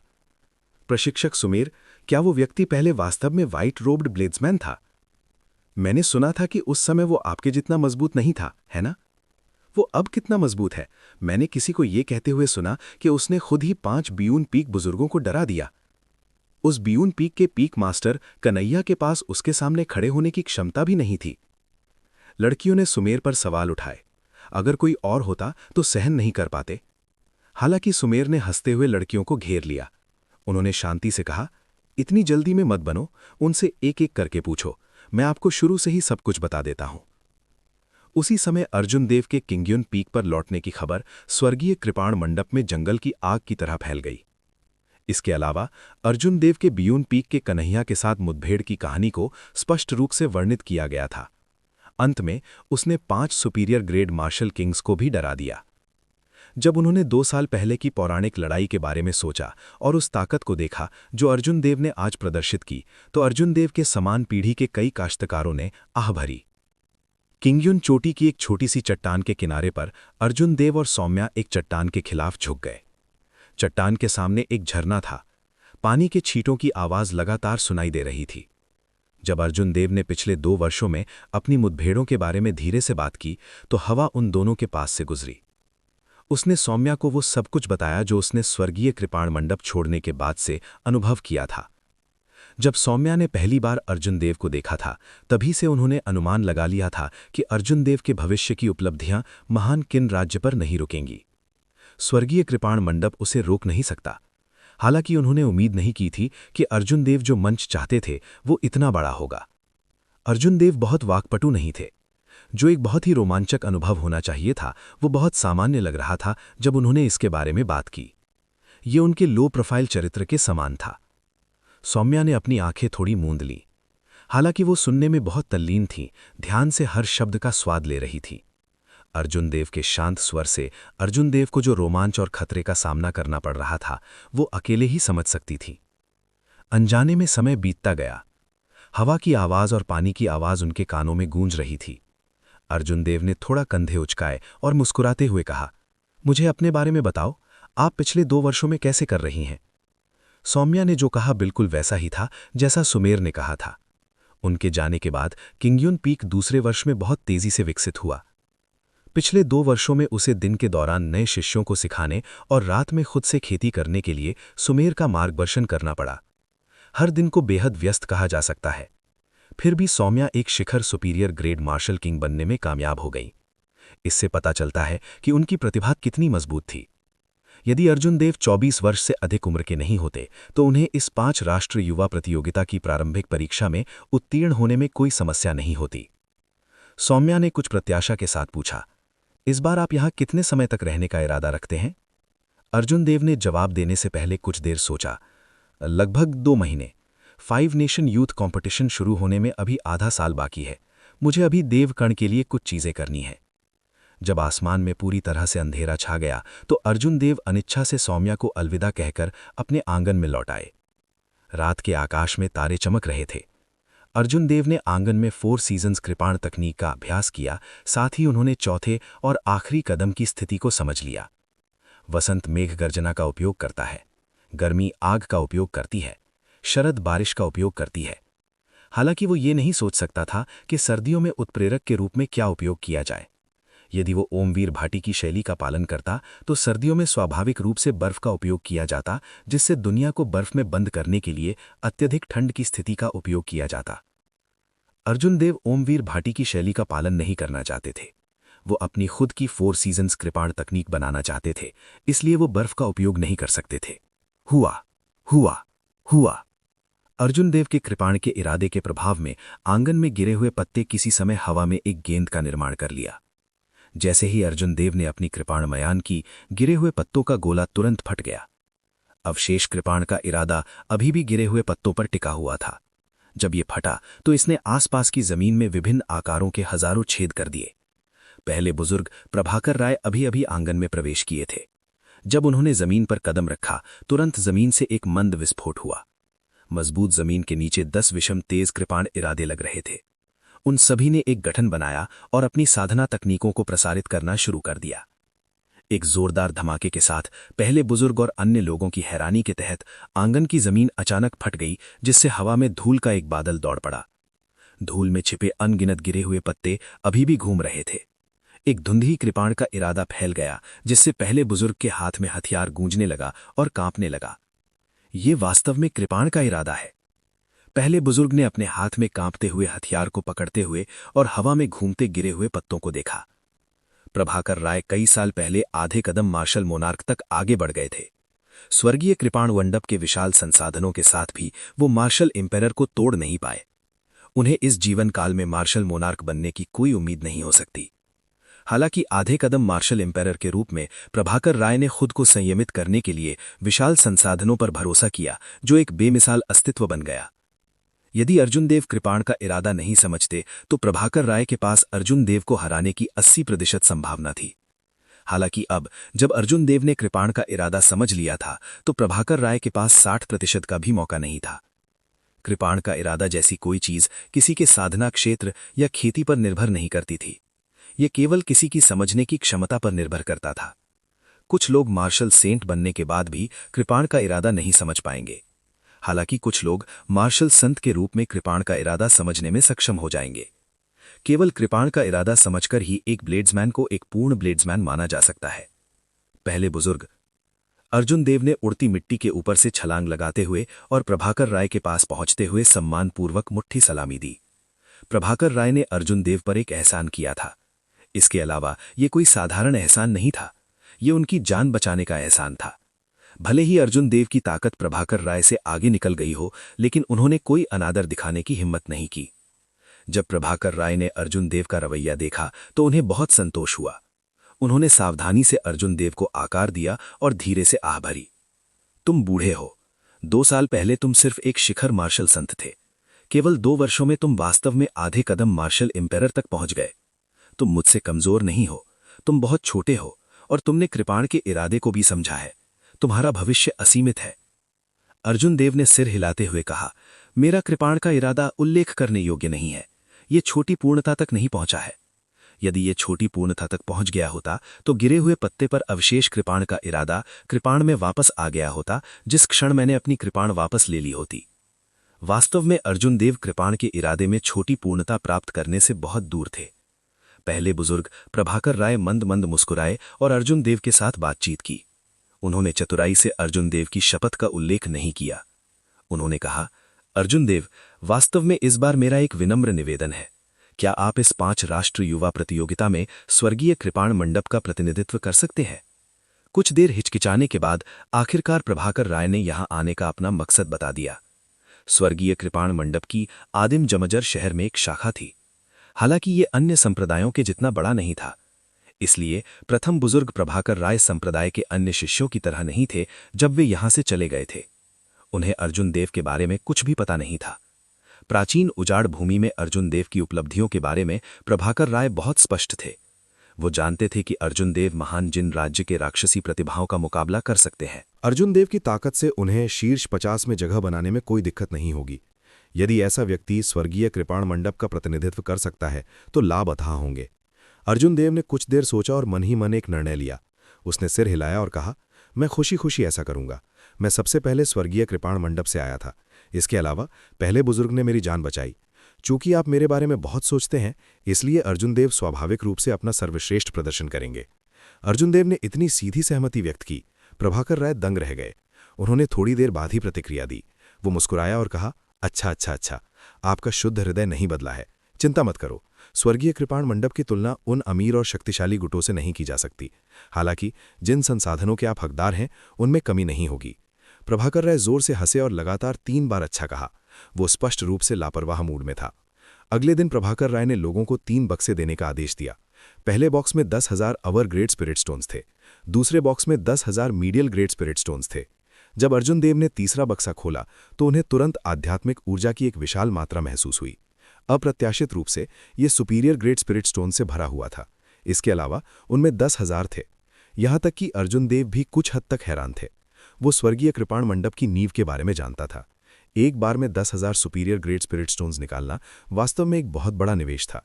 अर्जुन देव मंद मंद मुस्कुराए और स्पिरिट स्टोन्स को दूर रख दिया। हालांकि बहुत सारे संसाधन नहीं थे, लेकिन वे समय पर मदद कर रहे थे। अर्जुन देव अब वास्तव में गरीब थे। उन्होंने असीम समुद्र में अपने सभी संसाधनों को समाप्त कर दिया था। उन्हें संसाधनों की तत्काल आवश्यकता थी। हालांकि अवर ग्रेड स्पिरिट स्टोन्स और मीडियल ग्रेड स्पिरिट स्टोन्स पहले से ही उनके लिए बेकार थे। अर्जुन देव ने उन्हें रात के लिए सौम्या को सौंप दिया। अर्जुन देव को स्पिरिट स्टोन्स मिलने के बाद इसका मतलब ये था कि वो अपने वचन से पीछे नहीं हट सकते थे। इसलिए एक और दिन के बाद ये खबर फैल गई कि अर्जुन देव 5 राष्ट्रीय युवा प्रतियोगिता में स्वर्गीय कृपाण मंडप का प्रतिनिधित्व करेंगे। प्रभाकर राय के उद्देश्यपूर्ण नियंत्रण में ये खबर पूरे स्वर्गीय कृपाण मंडप में फैल गई। जब सभी शिष्यों ने ये खबर सुनी तो वे सभी बेहद उत्साहित हो गए। उन्होंने उम्मीद नहीं की थी कि अर्जुन देव, जिन्हें स्वर्गीय कृपाण मंडप से बाहर निकाल दिया गया था, उनकी मदद करने के लिए वापस आएंगे। किंग्युन चोटी के दिनों के दौरान अर्जुन देव ने अपनी मानसिकता को समायोजित किया। उसने दिन के दौरान खुद को आराम करने की अनुमति दी, सौम्या के साथ घूमते हुए। कभी कभी वो किंग्युन चोटी के जूनियर्स को पढ़ाते थे। 7वें महीने की 15 तारीख को अर्जुन देव को किंग्युन चोटी पर पहुंचे 1 महीना बीत गया था। इस दिन स्वर्गीय कृपाण मंडप में कुछ बड़ा हुआ, यहां तक कि एल्डर्स असेंबली के प्रभाकर राय भी चौंक गए। पिछले शीर्ष प्रतिभाशाली महेश मान ने भी वापसी की थी। 5 राष्ट्र युवा प्रतियोगिता आधे महीने में शुरू होगी। इसके अलावा ये 5 राष्ट्र युवा प्रतियोगिता ऊपरी क्षेत्र के लिए द्वार खोल सकती है। केवल 5 महान राष्ट्र नहीं, बल्कि ग्रेट जिन, चू, ग्रेट तांग, ग्रेट जिया और ग्रेट किन, प्राचीन उजाड़ भूमि, आसपास के बर्बर और विशाल असीम समुद्र, तारों वाले स्वर्ग के नीचे सभी प्रतिभाशाली कृषकन और राक्षसी प्रतिभाएं भाग लेंगी। 5 राष्ट्र युवा प्रतियोगिता एक अभूतपूर्व भव्य अवसर की शुरुआत करेगी। इस लड़ाई के कारण कृषकनों का जर्मिनल संगठन, जर्मिनल शब्द खो सकता है, जिससे हजारों कृषकनों की एक भव्य उम्र की शुरुआत होगी। इस बड़ी प्रतिस्पर्धा के युग में सब कुछ हेरफेर किया जाएगा। ये न केवल कृषकनों के लिए विशेष दिखने का अवसर था, बल्कि ये संप्रदायों के लिए भी एक अवसर था। इस महत्वपूर्ण क्षण में महेश मान लौट आए। स्वाभाविक रूप से स्वर्गीय कृपाण मंडप का प्रबंधन बहुत उत्साहित था। उस समय महेश मान शीहे प्रांत के टॉप प्रतिभाशाली थे। कोई भी उनकी तुलना नहीं कर सकता था। 3 साल पहले वो पहले से ही एक सुपीरियर ग्रेड मार्शल सेंट थे। हालांकि अर्जुन देव से एक चाल में हारने के कारण उन्हें अनुभवात्मक प्रशिक्षण पर जाना पड़ा। बुजुर्गों की सभा के लोगों ने मूल रूप से ये सोचा था कि महेश मान की प्रतिभा के साथ उन्हें अन्य संप्रदायों द्वारा पहले ही शिकार कर लिया गया होगा। उन्हें उम्मीद नहीं थी कि वो स्वर्गीय कृपाण मंडप में लौट आएगा। हालांकि उनके दिल में कुछ गलतफहमियां भी थीं। उन्हें डर था कि इसके बाद महेश मान अर्जुन देव से हारने के बाद घाटी के तले में गिर गया और फिर से उठने में असमर्थ हो गया। जहां तक आम लोगों का सवाल है, वे अन्य महान संप्रदायों का ध्यान नहीं आकर्षित कर सकते, इसलिए वे स्वर्गीय कृपाण मंडप में लौट आए। इस प्रकार प्रभाकर राय के नेतृत्व में बुजुर्गों ने तुरंत महेश मान को प्राप्त किया। वे उनकी ताकत का आकलन करना चाहते थे। किंग्युन चोटी पर अर्जुन देव ने सुमेर से सुना कि महेश मान वापस आ गया है। उसे कुछ आश्चर्य हुआ। बुजुर्गों की सभा के लोगों के विपरीत अर्जुन देव स्पष्ट रूप से जानते थे कि महेश मान उस तरह का किसान नहीं था जो एक झटके के बाद गिर जाएगा। महेश मान की प्रतिभा के साथ उन्हें अन्य महान संप्रदायों द्वारा निश्चित रूप से महत्व दिया जाएगा। इस तरह के प्रलोभन का विरोध करने में सक्षम होना और स्वर्गीय कृपाण मंडप में लौट आना, महेश मान भी उसी रास्ते पर था। सुमेर ने कहा, वो शायद 5 राष्ट्र युवा प्रतियोगिता के लिए वापस आ गया है। अगर कोई आश्चर्य नहीं है तो वो निश्चित रूप से आज रात आएगा और आपकी तलाश करेगा। अर्जुन देव ने धीरे से मुस्कुराते हुए कहा, मैंने उसे 2 साल से अधिक समय से नहीं देखा है। मैं वास्तव में ये देखने के लिए उत्सुक हूं कि वो कितना बड़ा हो गया है। सुमेर ने धीरे से आह भरी और कहा, इस बार 5 राष्ट्र युवा प्रतियोगिता की आवश्यकताएं शायद अधिक होंगी। पंजीकरण के लिए आपको कम से कम एक मार्शल किंग होना आवश्यक होगा। कोई भी कृषकन निश्चित रूप से 5 राष्ट्र युवा प्रतियोगिता में जाकर एक नज़र डाल सकता है। भले ही वे उच्च रैंक न करें, वे जाकर अपने क्षितिज को व्यापक कर सकेंगे। स्वाभाविक रूप से सुमेर भी कोई अपवाद नहीं था। दुर्भाग्य से वो मार्शल किंग की बाधा में फंस गया था। अभी भी आधा महीना बाकी था और उसके लिए इससे उभरना मुश्किल होगा। एक विचार के साथ अर्जुन देव ने लापरवाही से 1000 सुपीरियर ग्रेट स्पिरिट स्टोन्स निकाले और उन्हें सुमेर को सौंप दिया। उन्होंने कहा, अगले आधे साल तक कृषि करने के लिए इन सुपीरियर ग्रेट स्पिरिट स्टोन्स का उपयोग करो। जब तुम आधिकारिक रूप से अपनी सफलता हासिल करते हो तो मैं तुम्हें कुछ प्राकृतिक खजाने खोजने में मदद करूंगा। तुम्हें मार्शल किंग के माध्यम से तोड़ने के लिए एक अच्छी नींव बनानी होगी। अर्जुन देव ने मार्शल किंग की बाधा को तोड़ने का अनुभव किया था। किसी के पास एक मजबूत और ठोस नींव होनी चाहिए, अन्यथा भले ही कोई टूट जाए, वे केवल एक साधारण मार्शल किंग होंगे। एक व्यक्ति की नींव उस साधना तकनीक से निर्धारित होती थी जिसका वे अभ्यास करता था, उन स्पिरिट स्टोन्स के ग्रेड से जिनका वे आमतौर पर उपयोग करते थे, जिन्होंने उन्होंने सफलता हासिल करते समय उपयोग किया था, और उनकी खुद की हड्डियों से। अर्जुन देव सुमेर की योग्यता और साधना तकनीक के संबंध में उनकी मदद नहीं कर सकते थे। हालांकि वे अभी भी अच्छे स्पिरिट स्टोन्स और प्राकृतिक खजाने प्राप्त करने का एक तरीका सोच सकते थे। सुमेर ने इनकार करते हुए कहा, मैं ऐसा कैसे कर सकता हूं?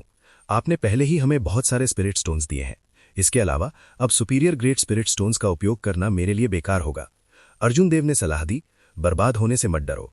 भले ही तुम ऊपरी रैंक स्पिरिट स्टोन्स में बड़ी मात्रा में युआन क्यू बर्बाद कर दो, लेकिन इसका प्रभाव मध्यम रैंक स्पिरिट स्टोन्स और लोअर रैंक स्पिरिट स्टोन्स की तुलना में काफी बेहतर है। जब तुम तोड़ रहे हो तो इस बारे में चिंता मत करो। स्वाभाविक रूप से जब मार्शल सेंट होते हैं तो सुपीरियर ग्रेट स्पिरिट स्टोन्स का उपयोग करना एक बड़ी बर्बादी होती है। हालांकि सफलता हासिल करते समय इस बारे में चिंता करने की आवश्यकता नहीं है।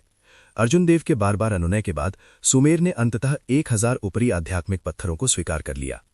चांद वृक्षों के शिखर पर लटक रहा था, जो भूमि को प्रकाशित कर रहा था। देर रात हो चुकी थी। आंगन के अंदर अर्जुन देव ने अपने दाहिने हाथ से कृपाण की मूठ पकड़ी हुई थी और आंगन में गिरे हुए पत्तों को देख रहे थे, गहरी सोच में डूबे हुए थे। अर्जुन देव ने अपनी कृपाण को 1 सेंटीमीटर तक खींचा। पिच ब्लैक कृपाण तुरंत बैंगनी रंग से चमक उठी। एक तेज कृपाण का इरादा फैल गया, जिससे एक असीम तेज हवा पैदा हुई। तेज हवा ने गिरे हुए पत्तों को उड़ा दिया, जिससे वे आंगन में नाचने लगे। वे उठे और गिरे और जोर से गिरे। जब अर्जुन देव ने लूनर शैडो कृपाण को खींचा तो एक असीम कृपाण का इरादा आकाश में उड़ गया। सभी गिरे हुए पत्ते तुरंत भिनभिनाने लगे और हवा में घूमने लगे। कृपाण के इरादे के समर्थन से सामान्य रूप से हल्के गिरे हुए पत्ते एक तेज हत्या हथियार में बदल गए। एक नियमित मार्शल सेंट इसे रोक नहीं पाएगा और घावों से ढका होगा। वापस लेना। एक पल में लूनर शैडो कृपाण बिजली की गति से अपनी मयान में वापस लौट आई। कतार में घूमते हुए पत्ते अचानक रुक गए और जमीन पर वापस गिर गए। अर्जुन देव ने एक संतुष्ट प्रतिक्रिया दी। उसने धीरे से कहा, 1 महीने के बाद, हालांकि मुझे अभी भी ये पता नहीं चला है कि विंटर के लिए क्या लेना है, मेरा कृपाण इरादा अंत में छोटी पूर्णता तक पहुंच गया है। मैं इसे अपनी इच्छा के अनुसार जारी और वापस ले सकता हूं। हूची। ठीक इसी समय आंगन में तेज हवा चली। तेज हवा में एक ठंडा कृपाण का इरादा फैल गया। गिरे हुए पत्ते जो अभी अभी गिरे थे, अचानक फिर से बहने लगे। गिरे हुए पत्ते घूमते और भिनभिनाते थे। वे आकाश में उड़ते हुए हजारों ब्लेड की तरह थे, जो अर्जुन देव की ओर बढ़ रहे थे। अर्जुन देव ने धीरे से मुस्कुराया। उसका दाहिना हाथ जो कृपाण को पकड़े हुए था, तेजी से आगे बढ़ा। एक तेज कृपाण का इरादा बाहर निकला जब उसने कृपाण खींचा। अर्जुन देव के कृपाण के इरादे के प्रभाव में आकाश में भरने वाले गिरे हुए पत्ते वामावर्त घूमने लगे। Bang bang bang. 2 कृपाण के इरादे के दबाव में हवा में गिरने वाले पत्ते इतनी मजबूत ताकत का सामना नहीं कर सके और वे सभी फट गए, अनगिनत टुकड़ों में बदल गए और बारिश की तरह नीचे गिर गए। जब धूल जम गई तो टूटे हुए पत्तों की एक मोटी परत आंगन के खाली स्थान को ढक लेती थी। अर्जुन देव ने सामने की ओर देखा। काले कपड़े पहने महेश मान हाथ में लाल रंग की कृपाण पकड़े आंगन की दीवारों पर खड़े थे। महेश मान की आभा एक तेज कृपाण की तरह थी, जो आकाश में गर्व से खड़े होने के कारण एक तेज रोशनी बिखेर रही थी। उन दोनों ने एक साथ अपने कृपाण वापस ले लिए। महेश मान की आकृति चमकी और वो जमीन पर गिर गया। फिर वो लापरवाही से आंगन के पत्थर की मेज पर चला गया। हालांकि महेश मान की नजर अर्जुन देव पर टिकी हुई थी। उसकी आंखों की गहराई में एक हल्का शक था, लेकिन उसने इसे बहुत अच्छे से छिपा लिया। काफी देर बाद महेश मान ने आह भरी और कहा, 2 साल तक तुम्हें नहीं देखने के बाद मैंने मूल रूप से ये सोचा था कि मैं तुम्हें आसानी से हरा सकता हूं। कौन जानता था मैं अभी भी तुम्हारे आर पार नहीं देख सकता। अर्जुन देव ने धीरे से कहा, तुम्हारे लिए भी यही है। तुम न केवल आधे कदम के मार्शल एम्परर तक पहुंच गए हो, बल्कि तुमने कृपाण के इरादे को भी समझ लिया है। अंत में महेश मान नहीं गिरा। महेश मान ने मुस्कुराते हुए कहा, तुम वापस क्यों आए? तुम्हारी प्रतिभा के साथ कोई सुपर संप्रदाय होना चाहिए था जो तुम्हारे लिए ऑलिव ब्रांच बढ़ाता। अर्जुन देव ने शांति से कहा, मैं भी तुम्हारी तरह ही हूं। तुम्हारे पास जो भी कारण है, मेरे पास है। उन दोनों की प्रतिभा के साथ जो छोटा पहाड़ जो स्वर्गीय कृपाण मंडप था, उन्हें रोक नहीं सकता था। लेकिन वे दोनों ही ऐसे लोग थे जो एहसान चुकाना जानते थे। वे उन्हें इस अवसर का उपयोग करके स्वर्गीय कृपाण मंडप की कृपालुता को चुकाने की उम्मीद करते थे। अगर कोई कारण पूछता है तो इसे कहने की आवश्यकता नहीं है। अब से 3 दिन बाद मैं तुम्हारा हेवन व्यूइंग प्लेटफॉर्म पर इंतजार करूंगा। हम केवल कृपाण में प्रतिस्पर्धा करेंगे। महेश मान ने हर शब्द का उच्चारण किया। 2 साल पहले की लड़ाई महेश मान की पिछले 20 वर्षों में सबसे बड़ी हार थी। वो स्वर्गीय कृपाण मंडप में हजारों लोगों के सामने एक नवसीखिए से हार गया था। उस लड़ाई में न केवल उसने स्वर्गीय कृपाण मंडप के टॉप शिष्य का स्थान खो दिया था, बल्कि उसने अपने दिल में छिपी हुई प्रेम को भी हमेशा के लिए खो दिया था। महेश मान ऐसे व्यक्ति नहीं। उस समय ये हेवन व्यूइंग प्लेटफॉर्म पर भी था। अर्जुन देव और महेश मान के बीच क्लासिक युद्ध अभी भी कई शिष्यों के मन में जीवन था। दोनों चंद्रमाओं ने एक दूसरे के साथ प्रतिस्पर्धा की। हवाएं चलीं, बादल मंथन किए और आकाश का रंग बदल गया। अब 2 साल बाद उन दोनों की अपनी अपनी उपलब्धियां थीं। वे फिर से उसी स्थान पर अपनी महिमा के साथ लड़ेंगे। क्या महेश मान अर्जुन देव को हरा देंगे और स्वर्गीय कृपाण मंडप के शीर्ष शिष्य के रूप में अपना स्थान पुनः प्राप्त कर लेंगे, या महेश मान को दबाकर अर्जुन देव फिर से जीतेंगे? इसके शुरू होने से पहले कई स्वर्गीय कृपाण मंडप के शिष्य इस लड़ाई के लिए प्रत्याशा से भरे हुए थे। एक झटके में 3 दिन बीत गए। अर्जुन देव के आवास पर वापस आते हुए सौम्या ने कहा, क्या हम वास्तव में नहीं जा रहे हैं? अर्जुन देव ने सौम्या का हाथ पकड़ लिया और मंद मंद मुस्कुराते हुए कहा, वास्तव में इसकी कोई आवश्यकता नहीं है। हम केवल कृपाण में प्रतिस्पर्धा कर रहे हैं। ये मौत की सच्ची लड़ाई नहीं है। इसे पॉइंटर्स का सच्चा आदान प्रदान भी नहीं माना जा सकता है। कृपाण में प्रतिस्पर्धा, ये ब्लेड्समैन द्वारा इस्तेमाल किया जाने वाला शब्द था। शाब्दिक अर्थ तब था जब दो लोगों ने एक ही समय में ये देखने के लिए हमला किया कि किसकी कृपाण अधिक मजबूत है। ये बहुत सरल लग रहा था, लेकिन जब वास्तविक संचालन की बात आई तो ये अतुलनीय रूप से जटिल था। जैसे ही कृपाण हाथ छोड़ा, उसमें न केवल सार था, बल्कि इसमें कृषक की स्थिति और कृपाण का इरादा भी था। सामान्य परिस्थितियों में कृपाण के इरादे को समझने वाले ब्लेड्समैन के साथ प्रतिस्पर्धा करते समय ये बेकार होगा, चाहे पहले दो कितने भी मजबूत क्यों न हों। हालांकि महेश मान और अर्जुन देव दोनों कृपाण के इरादे को समझते थे, ये कहना मुश्किल था कि कौन मजबूत था। हालांकि अर्जुन देव को अपने आप पर बहुत भरोसा था। कृपाण के इरादे के अलावा नरसंहार की उसकी स्थिति और गड़गड़ाहट की स्थिति पहले ही अपनी सीमा तक पहुंच गई थीं। जैसे जैसे उसकी खेती बढ़ती गई, वे मजबूत होते जाएंगे। इसके अलावा अर्जुन देव के शरीर में सार भयानक रूप से शुद्ध था। उन्होंने अनगिनत प्राकृतिक खजानों का उपयोग किया था और खुद को स्वर्ग रैंक की खेती तकनीक के साथ संयमित किया था। इसके अलावा उनके पास आत्मा इकट्ठा करने वाले मोती थे। एक ही पीढ़ी में किसी के लिए भी उससे अधिक मजबूत होना कठिन होगा। महेश मान की कितनी भी आकस्मिक मुलाकात क्यों ना हुई हो, वे अर्जुन देव से तुलना नहीं कर पाएंगे। जब तक वह एक सुपर संप्रदाय का गर्वित शिष्य नहीं होता, अनगिनत प्राकृतिक खजानों के साथ पैदा हुआ था और अर्जुन देव की तुलना में 10 साल से अधिक की खेती नहीं करता था, तब तक वह मुश्किल से उससे आगे निकल पाएगा। हालांकि जैसे जैसे समय बीतता गया, इन राक्षसी प्रतिभाओं और अर्जुन देव के बीच की खाई कम होती गई। अंत में वह सबसे आगे निकल जाएगा।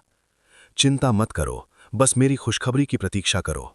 अर्जुन देव ने सौम्या को जाने दिया और आकाश में उड़ गया। पलक झपकते ही सौम्या की दृष्टि से गायब हो गया। जैसे ही सौम्या ने अर्जुन देव को जाते देखा, उसने अपने होंठ काट लिए और एक चिंतनशील रूप प्रकट किया। बहुत पहले नहीं, जब अर्जुन देव पहली बार स्वर्गीय कृपाण मंडप में आए थे, तो उन्हें उनके पंखों के नीचे संरक्षित करने की आवश्यकता थी। हालांकि केवल 2 वर्षों में वे पूरी तरह से उससे आगे निकल गए थे। सौम्या ने अपनी निगाहें हटा लीं और एक दृढ़ अभिव्यक्ति प्रकट की। वह खुद से बुदबुदाया, ऐसा लगता है कि मुझे खुद को संयमित करने के लिए कुछ समय निकालना होगा, अन्यथा अगर ये छोटा आदमी मुझसे बहुत आगे निकल जाता है तो ये बहुत शर्मिंदगी होगी। कई शिष्यों को ये खबर पहले ही मिल चुकी थी और वे पहले से ही हेवन व्यूइंग प्लेटफॉर्म के विशाल ड्रिल मैदान में इंतजार कर रहे थे। उनके सिर के ऊपर का सूरज चिलचिलाती गर्मी था, लेकिन फिर भी वह भीड़ के उत्साह को विरोध नहीं कर सका। चर्चा शुरू से ही नहीं रुकी थी। आपको क्या लगता है कि कौन जीतेगा? 2 साल पहले उन दोनों का समान मिलान था। अर्जुन देव मुश्किल से जीते थे। ये कहना मुश्किल है। मैंने सुना है कि महेश मान पहले से ही आधे कदम वाले मार्शल सम्राट हैं। अर्जुन देव भी आधे कदम वाले मार्शल सम्राट हैं। हालांकि उन्होंने उस दिन केवल एक चाल का खुलासा किया और अपनी सटीक ताकत नहीं देखी। हालांकि वे दोनों कृपाण में प्रतिस्पर्धा कर रहे हैं और एक सच्चे द्वंद्व में नहीं। उन्हें बहुत जल्दी विजेता का निर्णय करने में सक्षम होना चाहिए।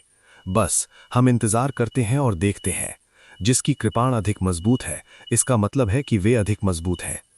अर्जुन देव और महेश मान के 2 साल पहले के द्वंद्व से पहले सभी साधक महेश मान की ओर झुक रहे थे। उन्हें विश्वास था कि अर्जुन देव जीत नहीं पाएंगे। 2 साल बाद ये द्वंद्व अनिश्चितता से भरा हुआ था। किसी ने यह कहने की हिम्मत नहीं की कि कौन जीतेगा। स्वर्गीय कृपाण मंडप के एल्डर्स असेंबली के 12 कुलीन बुजुर्ग लंबे मंच पर एकत्रित हो गए। वे भी इस द्वंद्व को चूकना नहीं चाहते थे। अभी तक अर्जुन देव और महेश मान उनसे कमजोर नहीं थे। कई बुजुर्ग उन दोनों जितने मजबूत भी नहीं थे। बहुत छोटी आंखों वाले एक बुजुर्ग ने धीरे से आह भरी, हम वास्तव में बूढ़े हो रहे हैं। केवल प्रतिभाओं के इस नवोदित युग में इतनी तेजी से बढ़ती प्रतिभाएं हो सकती हैं। दुर्भाग्य से हम सब बूढ़े हो चुके हैं। हम दर्शक बनने के लिए नियत हैं। हाँ, एक दर्शक बनना और प्रतिभाओं को देखना बहुत अच्छा है। मेरा जीवन व्यर्थ नहीं है। वास्तव में हमारे स्वर्गीय कृपाण मंडप में पहले से ही 2 प्रतिभाएं हैं। इस स्थिति में सारे तारक मंडल में कितनी प्रतिभाएं हैं? जब वे सभी परिपक्व हो जाएंगे तो प्रतिभाओं की प्रतिभाएं नीचे आ जाएंगी। दुनिया में किस प्रकार का महाराजीय दृश्य दिखाई देगा? पहले बुजुर्ग प्रभाकर राय ने मंद मंद मुस्कुराते हुए कहा, इन सब को कहने का क्या मतलब है? आखिरकार ये दोनों प्रतिभाएं हमारे स्वर्गीय कृपाण मंडप के लिए लड़ने के लिए तैयार हो गई हैं। जब समय आएगा तो हमारा स्वर्गीय कृपाण मंडप केवल ऊपर उठेगा। शू शू। ड्रिल ग्राउंड के पूर्व और पश्चिम से 2 नुकीली आकृतियां उड़ गईं। वे अत्यंत तेज थीं और पलक झपकते ही उतर गईं। वे यहां आ गए हैं। महेश मान और अर्जुन देव यहां आ गए हैं। दर्शक दीर्घ में जो लंबे समय से इंतजार कर रहे थे तुरंत हंगामा मचाने लगे। महेश मान ने अपने आसपास की ओर देखा और उनके विचार 2 साल पहले के हो गए। उस समय का दृश्य वैसा ही था जैसा अब है। कोई खाली सीटें नहीं थीं। महेश मान मूल रूप से उच्च भावनाओं में था और एक झटके में क्यंग पीक को नीचे उतारना चाहता था। दुर्भाग्य से वह हार गया। 2 साल से अधिक समय के बाद जब उसने फिर से ऐसा दृश्य देखा तो वह मदद नहीं कर सका और दुखी महसूस कर सका। जीतने की इच्छा रखते हुए महेश मान की तीक्ष्ण निगाहें चाकू के समान थीं जब उन्होंने अर्जुन देव को देखा और उन्होंने स्पष्ट स्वर में कहा, अर्जुन देव, विजय का निर्णय कृपाण प्रहार से हो। जैसी तुम्हारी इच्छा। उन दोनों ने अपने दाहिने हाथ अपनी कृपाण मूठ पर रखे। एक असीम आभा, स्थिति, आभा और कृपाण का इरादा इकट्ठा होने लगा। महेश मान ने अपनी हवा की स्थिति को सक्रिय किया और उसके पीछे एक तेज हवा चली जिससे धूल का एक असीम बादल उठ गया। उसके ऊपर सफेद बादल अनंत मंथन कर रहे थे। एक क्षण के लिए हवा और बादल बढ़ गए और दुनिया का रंग बदल गया। अर्जुन देव ने वसद्ध स्थिति और वज्र की स्थिति को सक्रिय किया। उसके सिर के ऊपर काले बादल दिखाई दिए और दबी हुई गड़गड़ाहट गूंज उठी। पूरी जगह अनंत रूप से गड़गड़ाने लगी जिससे सभी के कान गूंजने लगे। उसके पीछे एक रक्त लाल चमक पागलों की तरह बहने लगी। वह नरसंहार की इच्छा का प्रसार था। दोनों की मजबूत स्थितियों के तहत कृपाण खींचे जाने से पहले ही दुनिया पहले से ही अंधकारमय हो गई थी। आसन्न युद्ध की आभा ने सभी को अपनी सांसें रोक ली थीं। उन्होंने जोर से सांस लेने की भी हिम्मत नहीं की। बैंग! 2 रेजोनेटिंग गुनगुनाहट सुनाई दी। महेश मान और अर्जुन देव ने एक ही समय में अपने हथियार निकाले। कृपाण के इरादे जो वे लंबे समय से जमा कर रहे थे वे फूट पड़े। कृपाणें अनंत रूप से गुनगुना रही थीं और कृपाण का इरादा अनंत रूप से गूंज रहा था। फिर ये तेजी से फैल गया। हजारों कलसिकारों के हाथ में हथियार तुरंत कांपने लगे, किसी भी क्षण खुलने के लिए तैयार थे। शू! वे दोनों बिजली की तरह तेज आगे बढ़े। चंद्र छाया कृपाण और महेश मान के हाथ में लाल रंग की कृपाण एक ही समय में उड़ गईं, एक दूसरे की ओर घूमती हुईं। हू! छी! 2 कृपाणें एक उज्ज्वल प्रकाश देती थीं। जैसे ही वे घूमती थीं, एक तेज रोशनी फैल गई। हर जगह जहां कृपाण गुजरी, जमीन में दरारें पैदा हो गईं, जो लगातार फैलती जा रही थीं। भीड़ में हजारों कलसिकार हैरानी से चिल्ला उठे। जब कृपाण के 2 इरादे आपस में टकराए तो वे अपने हाथ में हथियार को कंट्रोल नहीं कर सके। वे सभी हवा में उड़ गए। अर्जुन देव और महेश मान के दोनों राजा अस्त्रों द्वारा हजारों प्रकार की कृपाणें हवा में खींच ली गईं। वे अनंत रूप से टकराती रहीं। ये एक शानदार दृश्य था, लेकिन सबका ध्यान बिल्कुल उस पर नहीं था। उनकी निगाहें बिना पलक झपकाए मैदान में घूम रहीं 2 लंबी कृपाणों पर टिकी थीं। कृपाण की गति अतुलनीय रूप से तेज थी। अगर महेश मान सिर उठाते तो अगले ही पल विजय का निर्णय हो जाता। डैंग! हजारों की चौकस निगाहों के तहत दोनों राजा कृपाणें आखिरकार टकराईं और जमीन पर 2 दरारें भी इस समय एक जोरदार धमाके से जुड़ गईं। का ड्रिल ग्राउंड का पूरा मैदान तुरंत 2 हिस्सों में विभाजित हो गया, जिससे उपस्थित सभी लोग चौंक गए। ऊंचे मंच पर बैठे बुजुर्ग भी शांत नहीं बैठ सके। बहुत मजबूत, प्रतिभाशाली कलसिकारों की ताकत अब हमारी कल्पना से परे है। लेकिन प्रभाकर राय के चेहरे पर मुस्कान थी। उसे इस बात की परवाह नहीं थी कि ये दोनों लोग उससे ज्यादा मजबूत थे। वह जोर से बोला, अच्छा, कोई फर्क नहीं पड़ता कि कौन जीतता है या हारता है। इतनी ताकत के साथ हमारे स्वर्गीय कृपाण मंडप का 5 राष्ट्रों युवा प्रतियोगिता में चमकना तय है। फुस्सी! महेश मान जो गर्व से खड़ा था, पीला पड़ गया और खून से भरे मुंह की उल्टी कर बैठा। जैसे ही उसकी लाल कृपाण लूनर शैडो कृपाण से टकराई, उस पर दरारें पड़ गईं, फिर दरारें बिखर गईं और लाल कृपाण अनगिनत टुकड़ों में बिखर गई। फुस्सी! वू! वू! केवल एक पतला पिच ब्लैक कृपाण ड्रिल मैदान पर बना रहा, लगातार घूमता रहा। आकाश में लूनर शैडो कृपाण के चारों ओर घूमते हुए हजारों कृपाणें हर किसी को बता रही थीं कि असली राजा कृपाण कौन था, जिसकी कृपाण वास्तव में हजारों कृपाणों पर राज्य कर सकती थी। कृपाणों का राजा। अर्जुन देव ने अपना हाथ लहराया और घूमती हुई लूनर शैडो कृपाण प्रकाश की किरण में बदलकर अपनी म्यान में लौट गई। कृपाण के इरादे का समर्थन खोने के बाद आकाश में अनंत रूप से लहराते हजारों कृपाणें भी एक परी द्वारा बिखेरे गए फूलों की तरह नीचे गिर पड़े। विशाल ड्रिल मैदान ने अपनी शांति वापस पा ली। तेज हवा रुक गई।